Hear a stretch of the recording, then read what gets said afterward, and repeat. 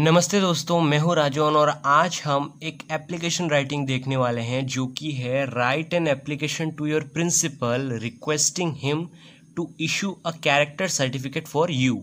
तो इसका मतलब है कि आपको अपने चरित्र प्रमाण पत्र की मांग करते हुए अपने स्कूल के या फिर कॉलेज के प्रधान अध्यापक को एक आवेदन पत्र लिखना है।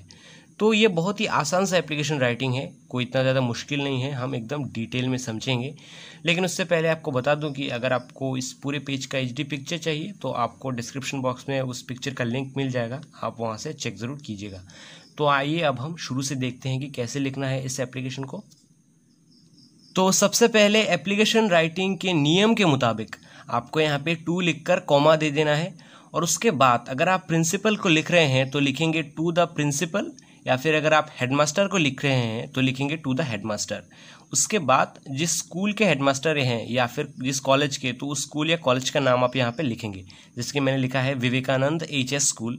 उसके बाद कॉमा देखकर जिस जगह में वो स्कूल है या कॉलेज है उस जगह का नाम लिखेंगे, जैसे कि यहाँ मैंने लिखा है गुवाहाटी। उसके बाद देखिए यहाँ पे एक गलती करते हैं बहुत से स्टूडेंट, क्या देखिए यहाँ पे मैंने लिखा है डेट लिखा है, आप जिस डेट पे एप्लीकेशन को लिख रहे हैं वो डेट लिखेंगे। बहुत से स्टूडेंट क्या करते हैं डेट यहाँ पे लिखते हैं, जबकि बहुत ही ये गलत होता है। यहाँ पे डेट नहीं लिखना है, आपको डेट यहाँ पे लिखना है, जिस तारीख पे लेटर को लिख रहे हैं, सॉरी एप्लीकेशन को जिस तारीख पे लिख रहे हैं वो डेट यहाँ पे लिखेंगे। उसके बाद देखिए आपको क्या करना है, उसके बाद सब्जेक्ट लिखना है। देखिए सब्जेक्ट यानी कि किस विषय पे आप ये एप्लीकेशन लिख रहे हैं, आपके एप्लीकेशन का विषय क्या है। तो यहाँ पे सब्जेक्ट देकर यहाँ पे सेमीकोलन देकर क्या लिखेंगे, request for issuing a character certificate. तो आपका विषय है, आपका सब्जेक्ट ये है कि आप एक चरित्र प्रमाण पत्र के लिए आवेदन कर रहे हैं।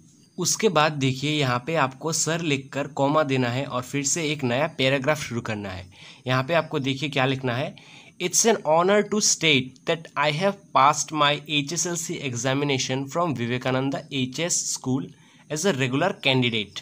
तो आप अपने प्रिंसिपल को ये बोल रहे हैं कि सर मेरे लिए ये बताना बड़े ही गर्व की और सम्मान की बात है कि मैंने अपना HSLC एग्जामिनेशन यानी कि मेरा 10वीं का परीक्षा इसी विवेकानंद HS स्कूल से पास किया है। My roll was B17 and number was 486 and I successfully secured the first division in my HSLC examination. अब आप शायद सोच रहे होंगे कि यहाँ पे रोल और नंबर बताने की क्या ज़रूरत है।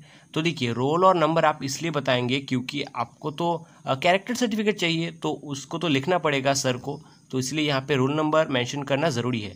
तो आप यहाँ पे बोल ये रहे हैं कि मेरा जो रोल है वो है B17 और जो नंबर है मेरा वो है 486 और मैंने सक्सेसफुली फर्स्ट डिवीजन जो है वो पा लिया था अपने HSLC एग्जामिनेशन के रिजल्ट में। Now I am going to take admission in the Cotton College in Science stream. So I need a character certificate from you which will be required at the time of admission.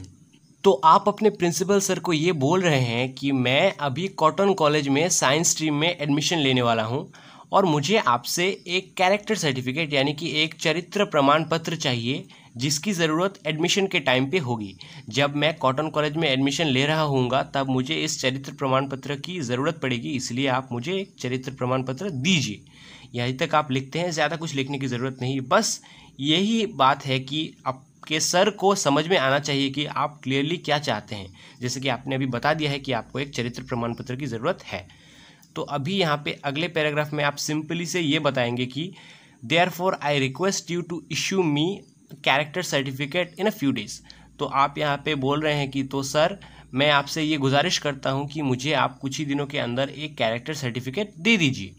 तो बस यही तक ख़त्म कर दिया जाएगा ये application. उसके बाद आपको जैसे कि बेसिकली हर ही एप्लीकेशन में लिखा जाता है आई रिमेन सर, उसके बाद योर ओबीडियंट प्यूपिल, और ओबीडियंट प्यूपिल के बाद अगर क्वेश्चन में आपको ये दिया गया है कि आपका नाम है फॉर एग्जांपल ABC, तब आप यहाँ पे ABC लिखेंगे, या फिर ऐसे ही X दे दीजिए, या फिर क्वेश्चन में जो भी नाम होगा वो नाम आप यहाँ पे दे दीजिएगा। ओके, और जैसे कि मैंने पहले भी बोला कि यहाँ पे डेट आपको नहीं लिखना है, यहाँ पे प्लीज़ डेट मत लिखिएगा, शुरू में लिखिएगा। तो आई होप आपको पूरा एप्लीकेशन समझ में आ गया होगा, लेकिन अगर आपको कोई भी डाउट है तो प्लीज़ कमेंट सेक्शन में पूछो। और जैसे कि मैंने बोला अगर आपको इस पूरे एप्लीकेशन का HD पिक्चर का लिंक चाहिए तो आपको डिस्क्रिप्शन बॉक्स में मिल जाएगा। तो बस यही तक था आज का वीडियो यार, मिलते हैं अगली वीडियो में, तब तक के लिए टेक केयर।